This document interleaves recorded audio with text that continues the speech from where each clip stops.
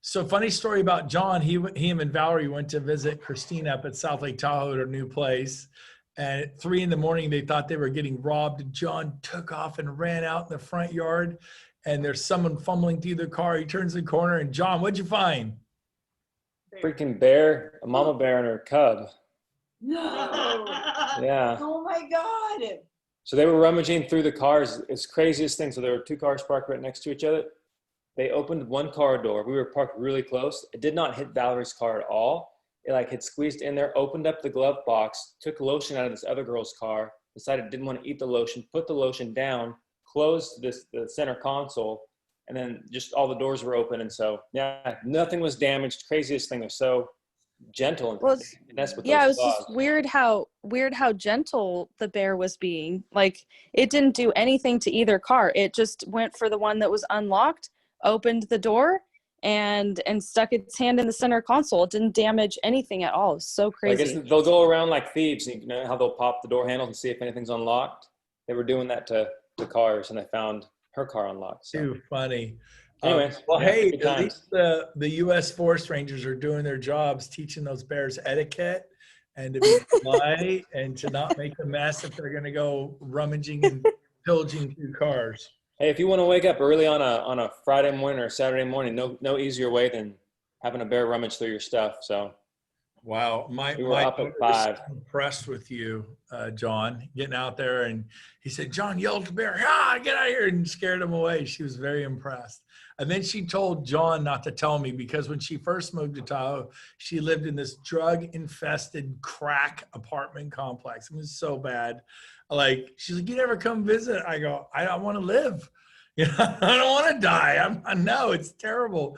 And so she knew she goes, "You'll hate where I'm living." And I went, I go, "Yes, you are right. I hate as your dad where you're living. It was terrible. It was cheap, and she wanted to get to Tahoe, so she did what she had to do." But and now she's got this new house, and she was all worried that if I found out about the bear, that there's bears everywhere. So John, what did she tell you to do? She's like, "Don't tell my dad about this." I was like, "All right, I won't." And then I come in Monday or whatever, and Brent already knew about it. And he's like, "Why didn't you tell me?" I said, dual agency, Brent. Whatever Christina tells me stays with Christina. You know? I know, you're bad. So she was so impressed. She had to share with you. But it's 28 years old. She's still worried about what I think. Maybe I need to be not so intense. I love it. I love it. Okay, so let's get cranking today. So we'll start with this. What do you guys see in the market? Is it strong as ever? Is it showing signs of slowing down? Here we are in the middle of October. Halloween and Thanksgiving and Christmas are right around the corner. It'll be January 1 before you know it. What are you guys seeing? Who wants to go first? I want to hear what you guys are seeing, boots on the ground. I just made an offer in the 500 range, and sure enough, we had three offers competing against us. Wow. Okay. 500,000. Who else? That's good, Barry. Who else? Darcy. Okay, I have a East Roseville home, completely dated, not updated inside, but it has a great big lot. I just put that coming soon. I got one offer, $45,000 over asking, way more than it should appraise, guaranteed to pay that much over the appraised value. Wow, those little tiny ones are so hard to get. It's like in Tahoe, we tried to buy Christina a house, and you're finally threatening to throw 50,000 a house, and you're still not getting them. So people get exhausted, desperate. So those are like, I think Barry would tell you, working with investors. Well, those really aren't investors probably paying 45. Maybe they are if the price is right. No, but, it's a homeowner. But I mean, $645 for a home you have to put $200,000 in. Wow. Yeah. That's crazy. Pink tile everywhere. Yeah. Well, I mean, it's retro. It's kind of back in, right? It's retro. Yeah, and I think it's all price ranges, because even my 225 condo, I put it on the market this weekend and got 6 offers on it and ended up taking a cash one. So even I think the high end and the low ends are still multiple offers on everything right now. Well, let's talk about the high end. Anybody got any $1 million listings or $1 million buyers? Okay, so what are you guys seeing on those properties? Jen, we haven't heard from you. Oh, well, so I have my listing in Kelly Lane that we went lower on. and we actually ended up just dropping it 25,000, which we have an offer now. But yeah, but we were all really shocked. Of course, then Cindy had psychos. Well, that time were out, there. time out. You were shocked that it didn't sell and that you had to lower the price 25 grand? Yeah. How Well, much no, is I it? was shocked. I don't know the price of the home, so that doesn't mean anything to me. How much is it? We had it at 850. We dropped it to 825. The median price in Newcastle is about 1.2 to 1.3. It was on 3 acres with a view, completely renovated, but nobody wants the 2-story homes. It's because it's not 1 story. So Well, that's what you're telling yourself right now. This makes that's what the I have another client, and he listed with a good friend from work. He called me all apologetic. He goes, I am so frustrated. It's been on the market for 6 weeks. It's not selling. He goes, everything else we saw sell, mine isn't selling. What's up? It's 775, so it's not $1 million, but he had 775. And I'm like, well, obviously your agent sucks. You need to fire him and hire me. No, I'm kidding. But, I did not say that. I'd be proud of me. And I said, look, I can't comment on your home. It's under another agency relationship, and that's a fiduciary, and I can't do that. But if you decide to hire a new agent and go that route, then I can talk to you if you're interviewing me. So I kind of teed him up. But you have to pursue me. I can't pursue you. So when you're ready to interview other agents, call me. Then we'll dive into it, do a forensic audit, and tell you exactly why your home isn't selling, whether it was the marketing, whether it was the photography, whether it was both, whether it was the price. It could be the price, but I cannot comment on your price because I'd be meddling in a fiduciary relationship of another agency. And that is, I could lose my license over that. So, because they really want you to comment. I'm telling you, when that text or email goes to the brokerage, your ASS is grass. You are going down. So don't get suckered into that. If you ever do, make sure it's verbal. Do not text or email. It will end up at Coldwell Banker's management desk and go straight to their attorneys, and you're dead. I can't protect you. You're going down. You cannot do that. So now if they're interviewing you for some reason, I've found out if they're interviewing you and other agents, then you can make comments about the house. Just don't say, well, Coldwell Banker did this wrong. You could say, here's what I do. Here's what I would do differently. Use words like that, but never attach it to Remax, Better Homes, Berkshire Hathaway. Don't mention their names. Here's what I would do differently. My pictures would be light, not dark. I wouldn't have 9 pictures. I'd have 30. I noticed your pool wasn't highlighted. I noticed that the fountain in the front yard the 6-car garage was not even mentioned in the marketing. You didn't say Coldwell Banker didn't mention the 6-car garage, right? So again, that's kind of a way to walk that line, but only if they're interviewing. Are you interviewing me? Because then I can talk about your home, but never say, yeah, Remax should have done this. Century 21 should have done that. When you have that in an email or text, you are going down. So don't take the bait. Hopefully that was helpful. Darcy, you were going to say something about you. You have a big expensive listing? I have a 1.1 in Loomis. We've gotten one offer at 850. Wow. Been Wow. counting. Yeah. That's saying something. Yeah. And then I have a 2.3. Yep. Overpriced. 6 showings in 60 days. Not much, but it's 2 million. So, yeah. So it's a little, it's slower there than I thought it was going to be. I thought it would be a little. I think the people, this is just a guess. This is not just purely a guess. I think the first to go always is the high end, that 1 to 3 million to 5 million. I mean, they start doing $1 million price drops from 3.1 to 2.1. It is the first to go. The people who have money aren't stupid. They know that this market took off April 2011. It's been screaming ever since. And we're about to go in 2021. It's one of the biggest bull run markets, if I'm using the right word. Barry, I know Barry knows the term. Barry, what do you call it when Bulls and bears, baby. Bulls and bears. So yeah, I said it right. It's a bull run market. And someone asked me the other day, he's got many, many properties. And he asked me for at the top. I go, we could be, but if we're not, we're getting close. And the way I always like to explain to people, it's like a roller coaster. If you've ever been on a roller coaster at Disneyland, or especially Knott's Berry Farm, those are terrifying, or whatever. It's like click, click, click, click, click, click, click, click, click, click, woo! woo, and you don't want to be on the woo part. And that's just me. You don't have to do that. I'm like, it scares people. Like, I go, look, you've made a fortune over the past 9 years. A lot of the smart people are getting out, and yeah, maybe you could squeeze a little bit more out. But when the last market correction, those people who got greedy or just tried to squeeze every bit of nectar, when it goes, it drops 50 grand. Just like that. It didn't drop 5 or 10. It drops 50. And by the time you realize it and you drop it 50, it already dropped another 50. Now you're down 100 grand. And I said, so if I were you and you want to get out of the market, I would seriously think about getting out in the next 6 months, if not now, because when it flips, it just flips. Like I hear, and I know Jen Sandbos showed me a picture. I think all of us. She took a beautiful listing. She sent me the MLS number. It's $1.9 million or something, right, Jen? 1.9. It's not my listing. I was looking because I have a listing that's off market. That's 1.5 that Darcy and I just went to. I think she's got a buyer. Yeah. But I looked at this one because the people are like, well, this listing, oh my gosh, it's embarrassing. No, it's embarrassing. It's pretty nice, right? It's so bad. Yeah. Jen sent me the ML. You want to hear something funny? This is really sad. Nobody listen. She sent me the MLS number. Check it out. Look at it. I'm like, I don't know how to log into Prospector anymore.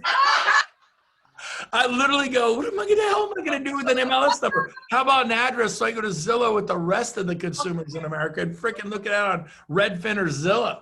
You know, it's too funny. I literally go, I thought to myself, I don't know how to log in. And by the way, my MLS key, I should go get it. Remember the handheld ones? Yeah. That's the last thing I used was the handheld ones. I have never used one on my phone. People are like, can you come let me in? I'm like, my handheld one, the battery's no good. Do those things even work anymore? And it's like having a rotary phone or a pager. I'm going to get it just for fun for a prop. But anyways, very cool. By the way, I did a little video this morning with Darcy and Cindy because Cindy came in yesterday and she kept saying, I've never logged into EXP. I don't know how to use the back office. I know I've got some stock. I think 150,000. I go, Rob, let's log into EXP. We get her in there. Okay, here's your stock. She goes, oh my gosh, that's a lot. There's another tab. We hit that one. We added up. How much stock did you have? Cindy, you thought you had 150,000. How much did you have?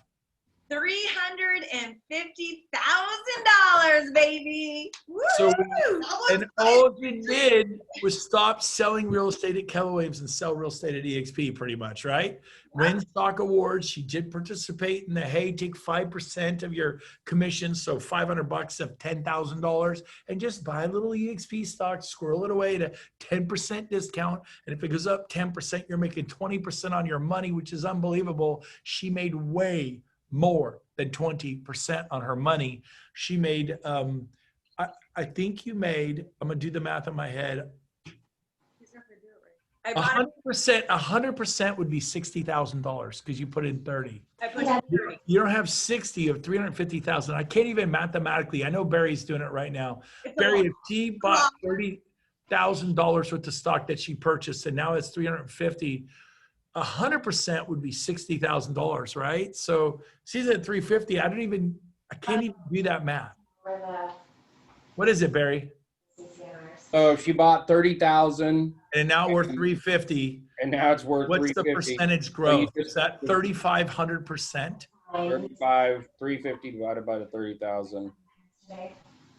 Yeah, that's hold on, I'm getting a crazy number. It might be too big. Are you ready? It's a really technical term. It's a shit ton. Hey,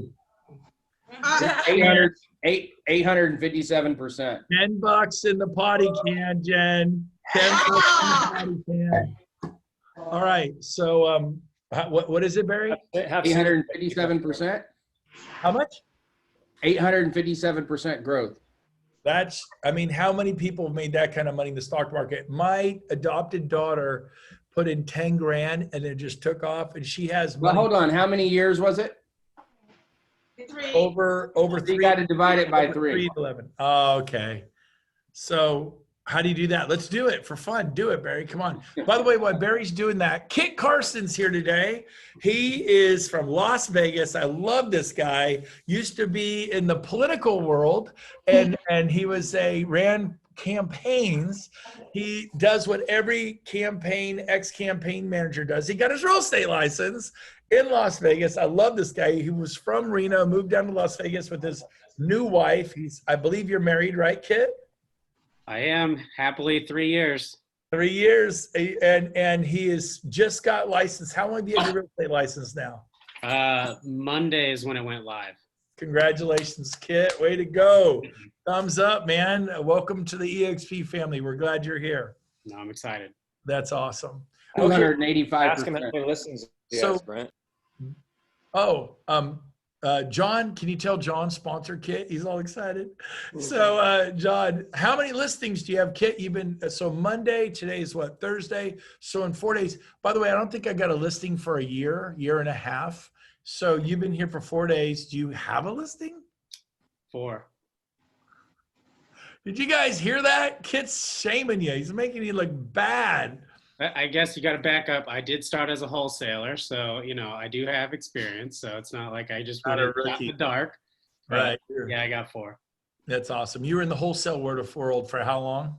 About a year. So you got a year's worth of experience just wholesaling properties. How many properties did you wholesale in the past year? 25. Now, the way you do that is hey, Cindy Silva, get back in the picture.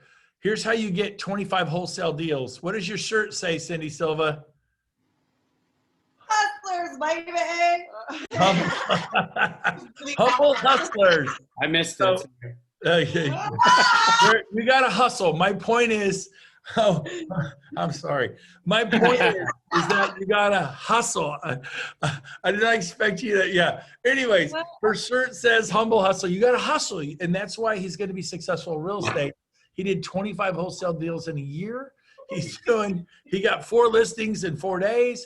When you hustle, when you put out massive action, when you go, good things happen. When you think, and you stay in your head. Tony Robbins says, if you're in your head, you're dead. Just go do something. You're going to figure it out. Stumble, fall, get up again and again and again till you figure it out. Till people say I love this new line I heard. They call you crazy until they call you for advice. At first, you got into wholesaling, Kit. I bet you people said, oh, you're nuts. It's a gimmick. It's a late night cable show. They just want your money, Kit. You're crazy. You're a fool. And now they don't probably call you crazy. They call you for advice. Like, okay, how do I get into wholesaling, right? And they do the same thing at EXP. That's awesome. Very cool. Okay, so here's my take. My take is the high end of the market's going to go first. I'm going to go on record to say I think we're already there. 1 to 3 to 5 million. You're going to start to see it. I don't have any. I just experience. I'm doing this 24 years. The first thing that gives is not the low end. The people go, well, I'm not going to spend 1.5, 1.2, 900,000, 3, 4, 5 million, but I'll drop 250, 300 on a condo. And then that feeds the move up buyers to the 450 and the 5, and they don't have any experience. So they sell their condo, they move up to 450 to 5, and then that feeds the move up buyers to 7 to 8. And then those people go, I have experience. I think I'm going to go rent for a while and I'm going to sit it out and watch. And so what happens is it doesn't trickle up all the way. Once people get experience, there's a lot of people like, I'm not really convinced I need to be buying $1 million, $2-3 million home unless they just have a ton of money. Now, the people who will buy are still coming here from the Bay Area to Sacramento. Those are the ones who will buy because they think $1 billion is entry level. But even that, you're seeing it cooling off. Just my thoughts. I don't have any facts to back it up other than experience. And maybe we're not there. Maybe it's another 6 months to a year. But when you get here, you're going to see it in the high end. And then it's going to trickle down into the 750 to $1 million. And then it's going to go 5 to 750. And it's just going to start falling through. Is it going to be a big, nasty correction like we had in 2005, 6, 7, 8, 9, 10, 11? No, I do not believe that. Now, could we have one of those? Yes, if we have a currency crisis. What's a currency crisis? Your government printing $7 trillion out of fiat currency, just like us having printing presses. like this, it creates inflation, and it creates the devaluing of the dollar. And I'll give you an example of how this works. South Africa printed money like crazy. Do you know that 25, 30 years ago, they call it the rand. Some places call it, the British call it the pound. In the United States, we call it the dollar. So there's a peso in Mexico, a pound, a rand, a dollar. Do you know that one rand was as valuable as $1 about 25 years ago in South Africa?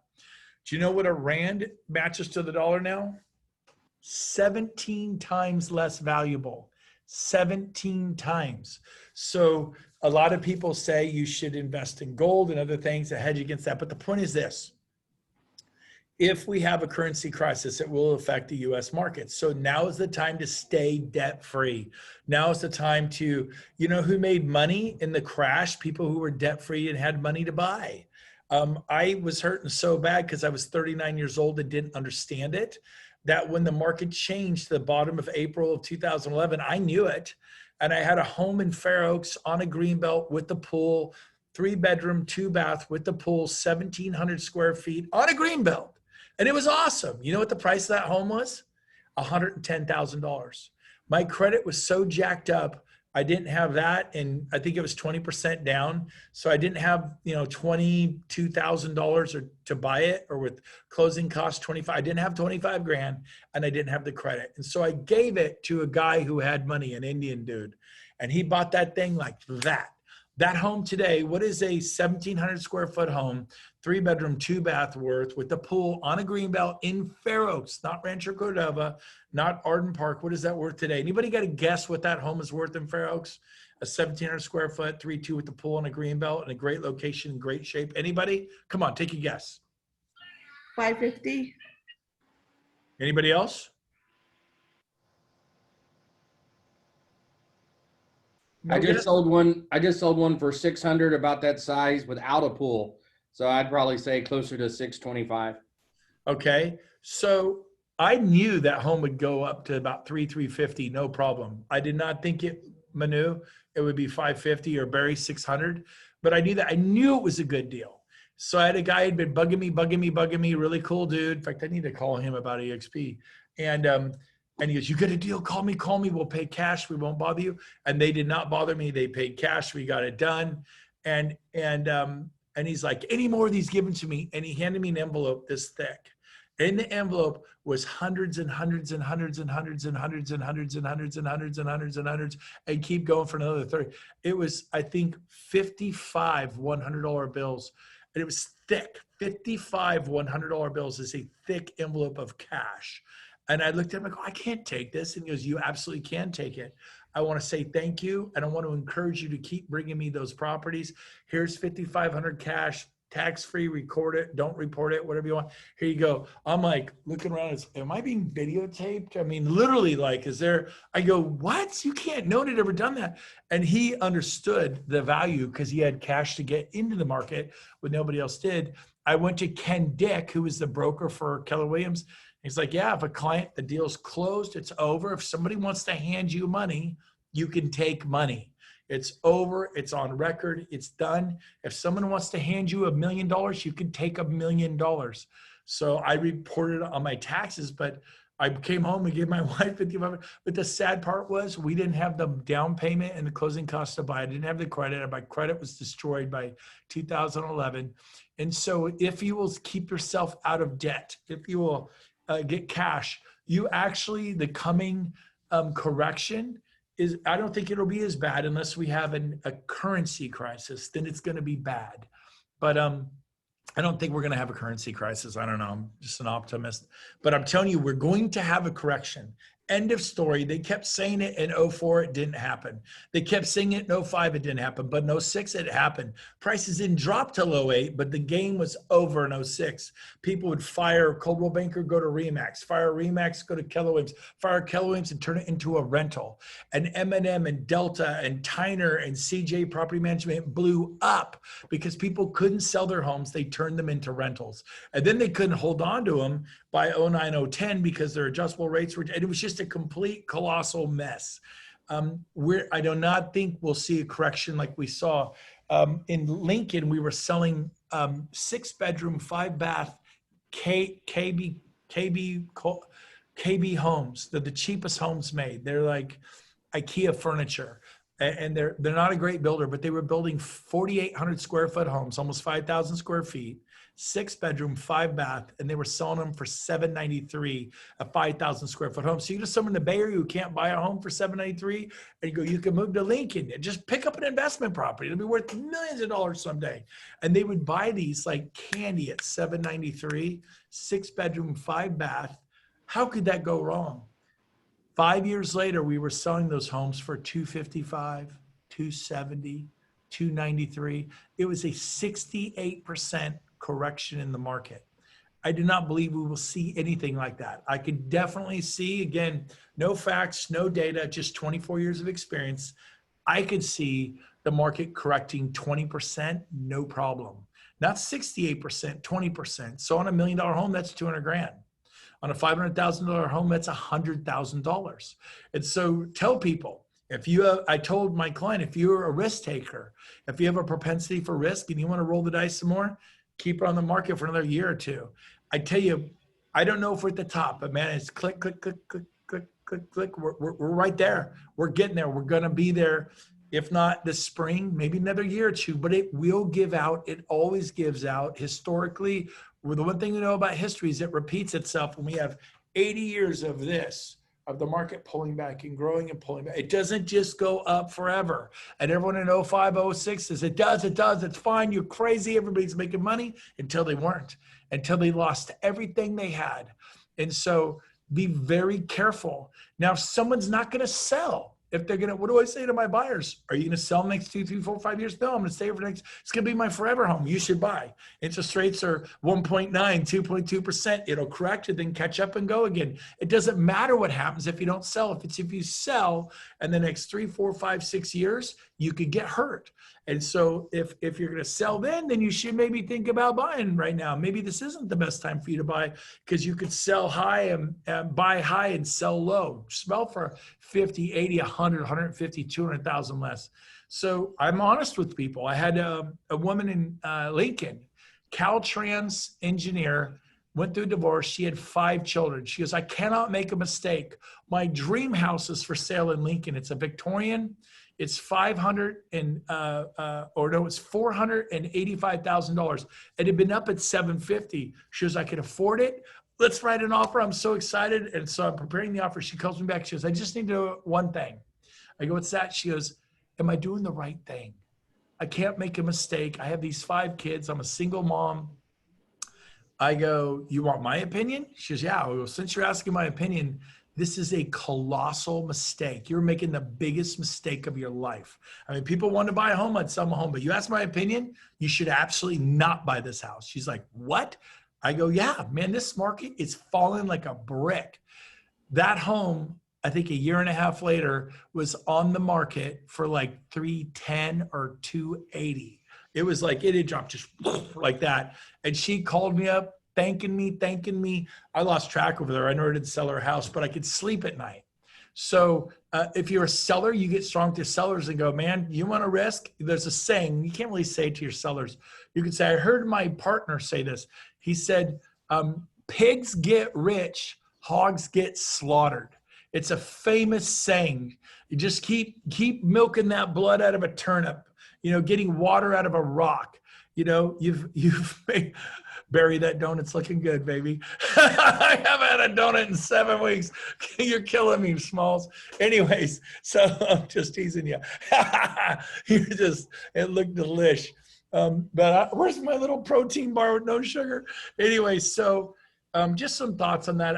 Today's not meant to be doom and gloom, but I think it's great. You can be strong. People are looking for leadership. Be strong with your sellers. And be honest with them. Be honest with your buyers. If you have somebody who's going to buy and sell in 3 or 4 years, and if they don't ask you, I'll sell them the house. But if they ask, do you really think I'm making the grad? I would say I don't necessarily think you are. If you're going to sell in 2, 3, 4 years, I don't know if I'd take that risk right now. So that's just my thoughts. Now I'm ready for the counter thoughts, and there are other thoughts. I could totally be wrong. Barry probably totally disagrees with me, or other people. I know there's a housing crisis. Rentals are sky high. Maybe it'll just go on for another 5-10 years. But historically, the market runs in 5 and 7 year runs. We're coming up on a decade. And this is just unprecedented run. We had an unprecedented drop. So thoughts, anybody want to comment? Are you depressed? Are you like, oh my God? Someone say something. Don't leave me out here on thin ice. Rentals are crazy. Rentals. I can tell you that I think there is a limit to how much people will overpay. Like I've got a small house for sale right now that frankly, the client overpriced it and is refusing to drop it. Usually I'm pretty good at letting them overprice because I can always get them to drop it. And in this case, he's just digging in his heels and not listening to reason. And he's not going to sell his house at the price he's at. He's, you know, he's an attorney and he thinks he knows and he doesn't, you know? So I think that he was counting on the market being frothy and it's just not that frothy anymore. Like the guy who called me whose home's at 775 and not selling, the first thing I would say, look, the market, it's all over. I see it on Zillow, it's on Redfin, it's on many websites. It's in the MLS, accessible to 10,000 agents. And we have affiliated arrangements with Bay Area agents. They all see it. The Bay Area clients see it. Everybody sees this property. And the fact that you're not getting showings, the market is screaming at you. Not telling you. It is absolutely screaming. You are so far overpriced. We're not even going to come look at your house. So it's not your agent's fault. That's what, once he's terminated that agreement, you know? And so, and I would say, here's what did sell. Here's what people got for $775. Home market's hot. But look at this home. You have a 2-car garage, there's a 4-car garage. You don't have a pool, this one has a pool. Your kitchen is nice. Their kitchen was a $100,000 remodel. Cindy Silva just remodeled her house and her kitchen. I go, does this look like your house? Well, no. I go, this is why your home didn't sell. People found better stuff for $775. Let me show you the pendings that look like yours. Lo and behold, they're $725 or $7. You're just way over the market. So you have two things. You hold on as this market continues to fall and you lose your shirt, or you put it where you haven't lost a dime. By the way, you got to learn to talk to people like this. You have not lost a dime. The home was never worth $775. Who told you it was worth $775? Did the Coldwell Banker agent tell you that? Well, no, I told them that's just where I want to start. They said, okay. Well, look at the data. The agent, and that's where they didn't do their job. I'm being strong with you. I'm going to tell you flat out, your home is worth $700. You're not losing $75,000. It was priced incorrectly. You haven't lost a penny. It's just worth $7. You could go $725. You might or might not sell it. Put it at $7. And by $7, I mean $699.9 or right at $7. And the people looking up to $7 will find it. The people going $7 to $750 will find it. Put it right there at $7. And the home is going to go in bidding war. They're going to fight over it. This is what you need to do. And by the way, the pictures sucked. They were too dark. They weren't done right. It's obvious the agent took themselves, or they hired a photographer who was not very good at what they did. Here's our photography. Let me ask, I'm curious to Darcy, Cindy, and Jen, do you ever show examples of the photography on your listings and then use the photography on maybe someone who didn't sell, or you show them, here's what you'll get with me. Look at this. And here's what typical, this was a RE/MAX agent. I write RE/MAX. This was a Coldwell Banker agent. This is how these agents are trained. Do you notice a difference in the photography? And they're dark, they're not formatted right, they're all jacked up. There's toilets and washers and dryers, you know, and like, well, I want to show the laundry room. All I see is a washer and dryer. It looks like a yard sale. Oh, I want to show the half bath. Are you selling a Kohler toilet? I just see a toilet. You're not demonstrating the half bath. Every picture, it needs to be amazing. Now look at my pictures. Every one of these scream, come by me, come now. I go, if you want lousy marketing, this was a RE/MAX agent. This was a Coldwell Banker agent. Write Coldwell, write RE/MAX with the Sharpie. This is what they're being trained to do. This is what we've been trying to do at EXP. We're the largest, most successful company. Realogy, who owns Coldwell Banker and 27 other branches, worth $1.2 billion. RE/MAX is worth $1.4 billion. EXP is worth $4 billion. All the stars, all the super super sharp agents at EXP. We have the best marketing. Would you agree? There's no comparison. Of course, I do pick the absolute worst pictures I can find from Berkshire Hathaway, Sotheby's. What I find, I'm sorry, but I go, this is garbage. And here's what you get with me. And I'm demonstrating my value. Because listen to me. If people are negotiating you down to 5.5% or 5 or 4.5, and the absence of value, it's just about commission. If they're negotiating commission, they don't see your value. I pay my CPA $3,700 a year to file my tax return instead of paying H&R Block $180 because he is convinced that there is value. Therefore, I am comfortable paying the top dollar. Somebody wants to say something there? You guys look like you're dying to chime in on some of these. Anybody? So I just showed them the pictures of that 1.9 million. By the way, I text you it. And you're welcome. So when the girls first came in the office, I'm looking over the offer that we got is contingent because in an 825 price range in Newcastle, if it's a local buyer, it's going to be contingent. So I'm looking at this agent who put this house up for sale. There's about 15 pictures, and I get to the bathroom, and I'm like, that's a girl's hand. He literally had his client take pictures on the cell phone and send it to him to put in the MLS. And on a $1.9 million. Well, that was one. This is a 569 in Roseville that backs up to 80. It's overpriced at least $50,000 to $75,000, and the pictures are. There's food on the kitchen counters. There is dirty clothes everywhere. They have baby gates all over the living room where you can't even tell what. So I want you to post that address in the Brent Gove team page. I want everyone to print that listing. And then if it was Coldwell Banker, if it was EXP, don't put that. Don't even mention it. It's not a big name. It's like, that one's an independent broker, but I'll go find some lovely examples. Okay, no. It doesn't matter. You can still, it's a great one to use to go, here's what other agents will do for you, like Coldwell Banker and Remax. And go ahead. Gotcha. But you take a Sharpie and you circle the clothes, you circle the food, you circle the hand on the camera. That literally, this was an agent or their client taking the pictures. We use professional photography here, and then don't tell them, show them. A picture's worth 1,000 words. Do you see a difference between this and this? This is why you're hiring me. And I'm telling you what, I'm worth every single penny. And I know that agents willing to do it for 4.5%. They are willing to drop their commission 1.5%. That is 50%. If they're willing to take their commission and cut it from 50%, from $15,000 to $7,500, what will they do with the equity in their home? Are they gonna? I heard Jen Sanvos drops her price to $75,000. You know, so I am worth. I'm just kidding, but I'm having fun. But you could literally say, if they have no respect, they're desperate. Do you want a desperate agent who just wants to make a commission? They don't care if they get something. I go, if I can't negotiate for my own commission, how can I represent you? I guarantee you I'm worth every penny. It's not 6%. We're talking about 1.5% here. I'm worth every penny. And if you're having commission disputes, you are not displaying your value. And you need to say to people, I'm going to meet with the appraiser. I'm going to go toe-to-toe with the appraiser. I'm going to fight. I can't guarantee you it's going to appraise, but I can guarantee you we're not going down without a fight. Now, the appraiser won't know I'm fighting with them. They're thinking I'm their best friend. I've given them all these supporting comps, comparable type properties. Why I'm looking for ones that like, but there's an exact one and it's 40,000 less. I go, yes, and I researched it. And across the street is the dump. Across the street is a 100-foot tall cell phone tower. Across the street is duplexes. You got to look across the street. Here they are. And these appraisers are doing 1, 2, 3 a day. They don't always do it. I am going to go toe-to-toe with your appraiser.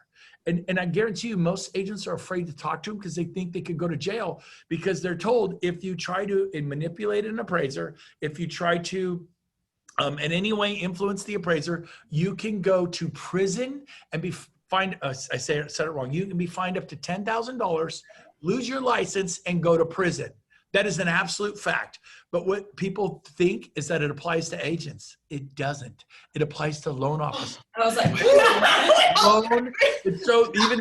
so that is a loan officer thing. But because everyone's heard that, like you literally will hear listing agents, oh, you can't talk to the appraiser. You can't talk to me. No, loan officers can't talk to you. The loan officers used to say, and I used to have loan officers that would say, I would say to my loan officer, look, The last 2 deals you had haven't appraised.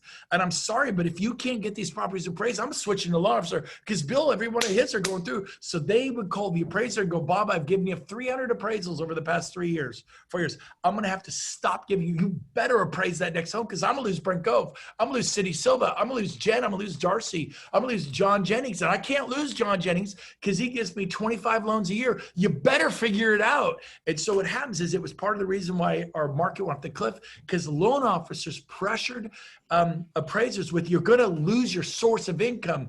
I give you 40, 50 appraisals a year. I'm going to stop ordering. What does that do to their income? It costs them 20 to 25,000 a year. They lose 3 or 4 loan officers like that. They lose 100, 150. So appraisers kept appraising things higher than they should have. So what the government did is they come out and do a lottery system, picked by lottery. That's actually a good thing. And it also cuts both ways. Some the appraiser's going to get his next appraisal, whether he appraises your home or not. There's no pressure now. So they just boom, boom, boom. I don't care what you think. So, and then you got agents afraid to talk to them.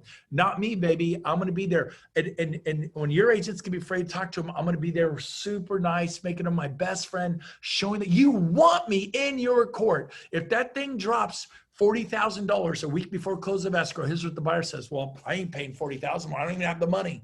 So you have 2 choices. You cancel the sale and start over, and you're packed up in a Mayflower moving van on your way to Iowa. Have fun with that. And the home you bought in Iowa, you just lost it.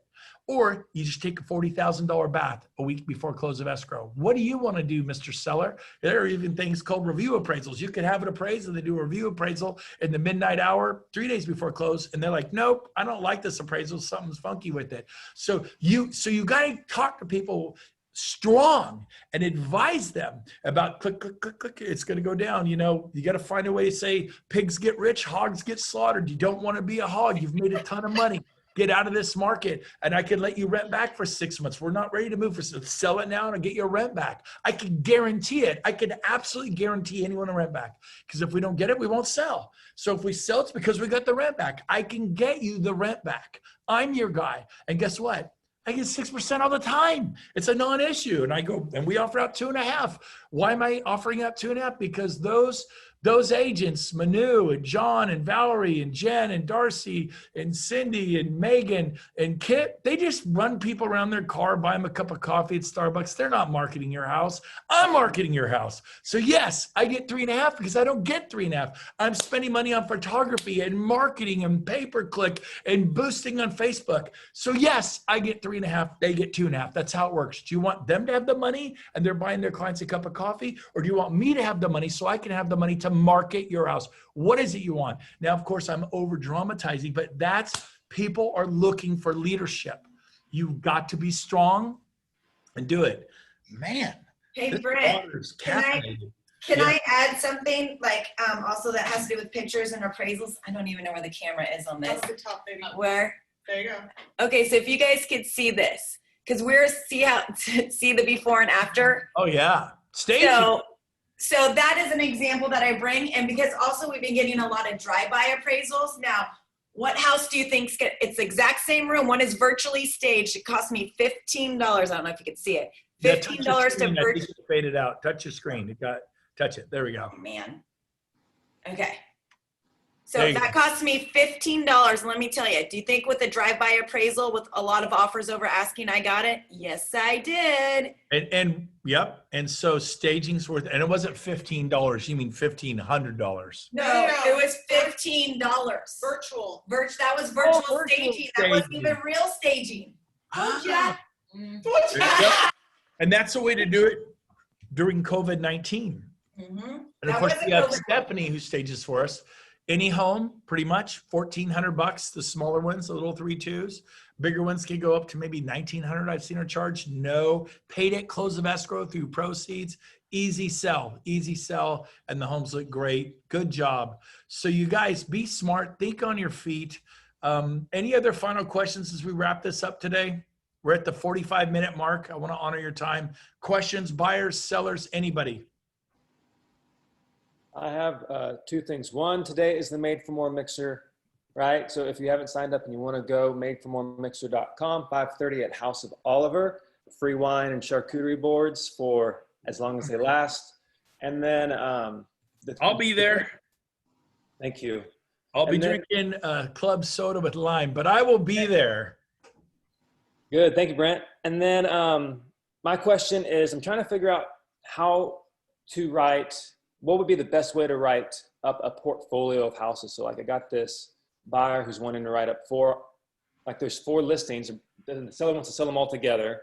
And I want to know, how would I do that the easiest way? Because I called Car Legal and they said, you got to write 4 purchase contracts, call escrow. You got to confirm with them so that way maybe you can cut a deal on the escrow. So it's not 4 different escrow fees for this buyer and seller. How would you handle that? Barry, any thoughts on that? I do onesie twosies. I mean, I do onesies. I don't even know if I've ever done 2. I am not your investment guy. Barry does bulk sales groups. Barry will know the answer to this. I'm about to write up 3 homes for one of my investors, but I'm doing all 3 separately. I'm not doing any of them. That's what I would have done too. But Yeah. Barry, do you have thoughts on this that save escrow fees and monies? Oh, open a binder for sure at the title company. If they're gonna, if they're planning on selling and buying, you want to talk to the title company about what's called a binder. It will save the money. So just to make sure I understand, John, what you're trying to do is sell all of them at once. He does not want to sell them individually, correct? Correct. Yeah. If he can't get all 4, he doesn't want any of them. Yeah. So I don't have any. Hold on. You said he can't get all 4. Is this a listing or a purchase? Purchase. If he can't buy all 4, he doesn't want any of them. Yeah.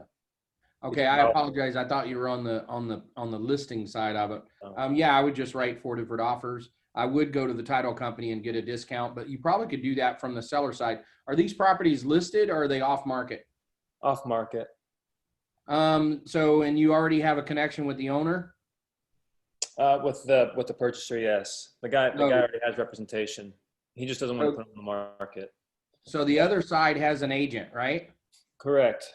Yeah. I think you're really going to be driven by what that agent wants to do, not what you want to do. So I would go talk to that agent and figure out how he's got how he wants to pursue it, because he's going to be the driving force in it. Yeah. So then I would just write up 4 different offers, make each of them contingent on the other one closing, and then that's it. I don't actually see the need for that. I mean, I think you could write the offer and list all 4 addresses. I know you went to Car Legal, but I don't see the need for doing the other. If you include all the addresses, you're probably going to wind up doing an overflow addendum on the address, and on the overflow addendum box. As you start typing into that field, it will automatically. By the way, here's a little tip for you guys that I learned the hard way. Don't go looking for the overflow addendum. Oh, I've tried and tried and tried to find the overflow addendum in WinForms, and you cannot find the overflow addendum until you overflow in a paragraph. That's so just to let you know. Where's the necktie award, baby?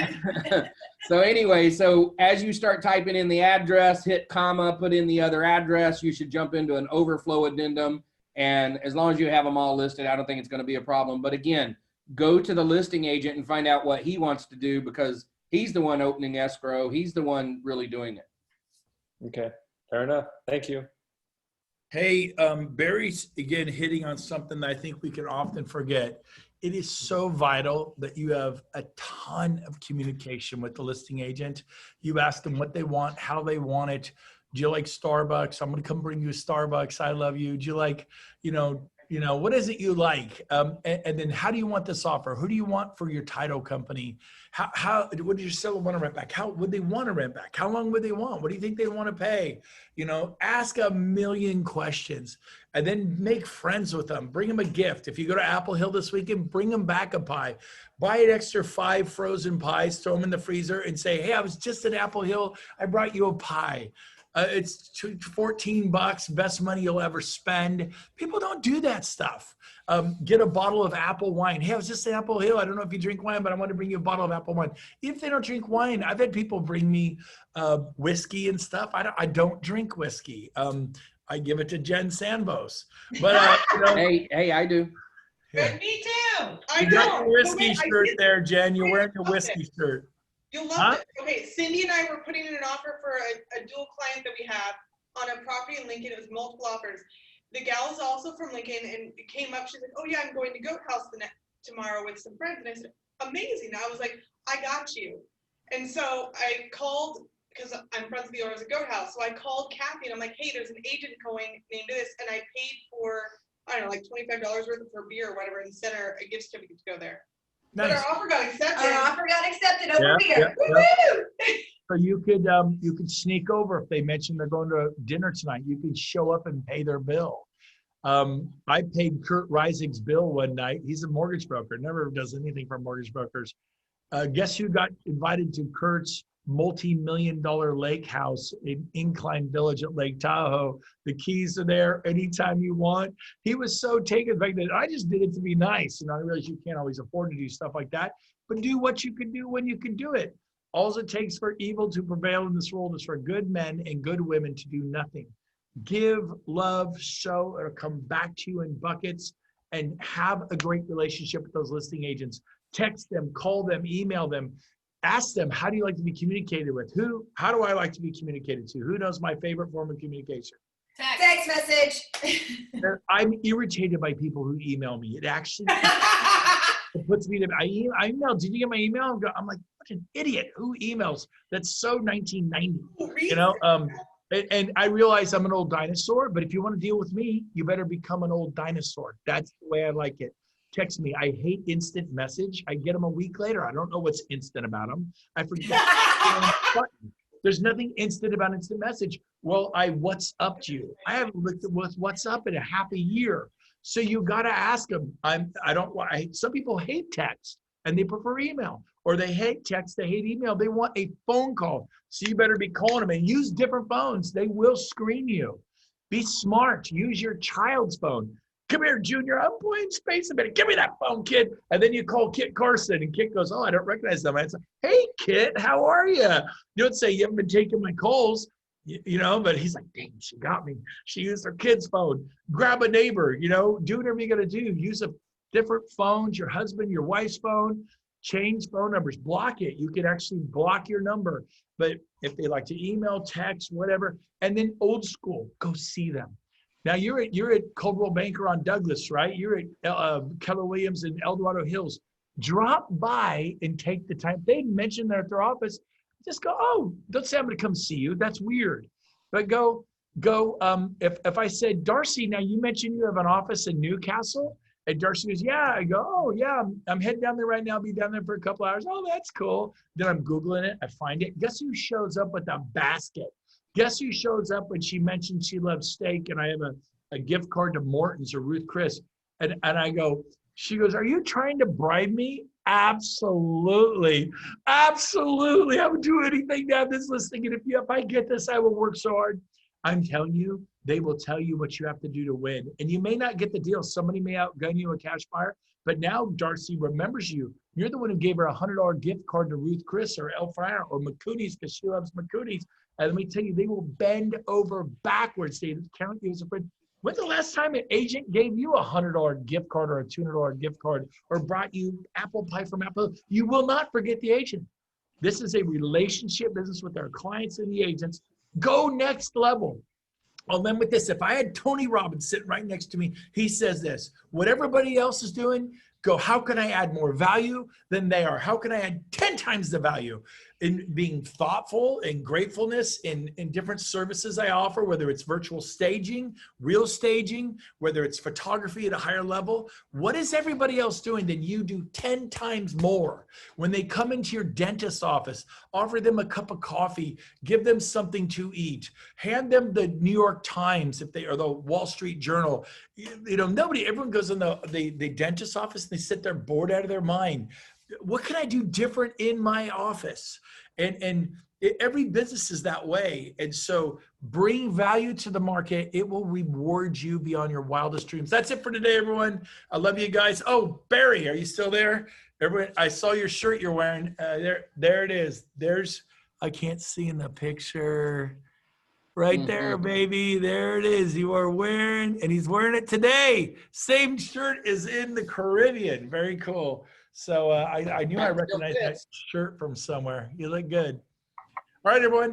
Have a good day. Oh, by the way, not a good way to end this, but for those of you that were going to Maui, hopefully you've heard by now, we pulled the plug.